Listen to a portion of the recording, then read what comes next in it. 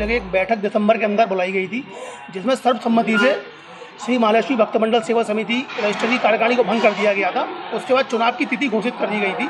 जनवरी माह के अंदर चुनाव कराया गया, जिसकी सूचना चिट फंड कार्यालय पर दी गई।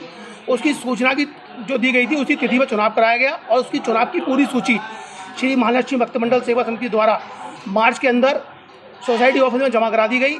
उसके पश्चात जो दूसरे फर्जी पक्ष है उनके द्वारा एक फर्जी सूची बनाकर अभी जून में जमा कराई गई, जिसको संज्ञान में लेते हुए चिट फंड सोसाइटी उपनिबंधक कार्यालय के निदेशक ने उनको नोटिस जारी किया। हमें भी नोटिस आया कि एक ही संस्था के दो चुनाव कैसे हो गए, उनकी दो सूची जारी कैसे हो गई।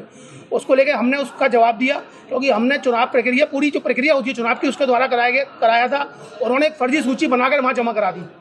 हमें उसमें कोई आपत्ति नहीं है, लेकिन अब वह उस संस्था के नाम से एक बड़ा कार्यक्रम जन्माष्टमी पर कर रहे हैं।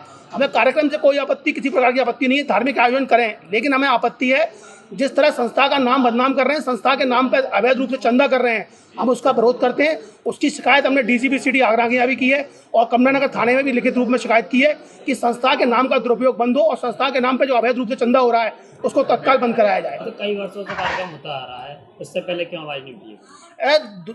हमारा जो मंडल है 2015 में रजिस्टर्ड हुआ, जब मंडल रजिस्टर्ड हुआ है जब से आज तक चुनाव नहीं हुए। 10 साल से संजय अग्रवाल जी अध्यक्ष चले आ रहे हैं और वे स्वयं अपने आप को अध्यक्ष बना लेते हैं, कोई चुनाव की प्रक्रिया नहीं करते।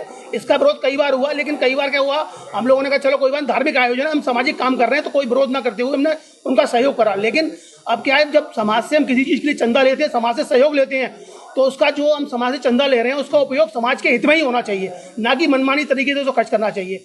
जिसका विरोध निरंतर चला आ रहा था, उस विरोध को लेते हुए दिसंबर में बैठक हुई और सर्वसम्मति निर्णय लिया गया, कार्यकारिणी भंग की गई। उसके बाद चुनाव कराया गया और संजय अग्रवाल जी ने चुनाव में सहभागिता नहीं निभाई और वह अपने अलग उन्होंने मंडल बना लिया। लगातार सोशल मीडिया पर संजय अग्रवाल जी कार्यक्रम की सूचना भी डाल रहे हैं। नहीं, संजय अग्रवाल जी अगर मैं मुख्यमंत्री बन गया तो उनके कहने से मुख्यमंत्री नहीं बनते, कागज तो होने चाहिए, कोई प्रमाण तो होना चाहिए। हमने जो चुनाव कराया उसका पूरा प्रमाण है। हम चुनाव कराने की सूचना चिट फंड कार्यालय पे दी और चुनाव कराया, उसकी पूरी लिस्ट मार्च के अंदर हमने जमा करा दी। उसके 3 महीने बाद उन्होंने जून में सूची जमा कराई है, तो उससे ही पता पड़ रहा है वो फर्जी हैं, हम सही हैं। और अभी तक जो चुनाव हुआ उसकी सूची जमा करने के बाद चिट फंड कार्यालय से जो नोटिस आया 3 तारीख को उन्होंने नोटिस इशू हुआ है वहाँ से, उसका जवाब हमने दे दिया। अभी तक उसका जवाब ही नहीं दे पा रहे हैं वो।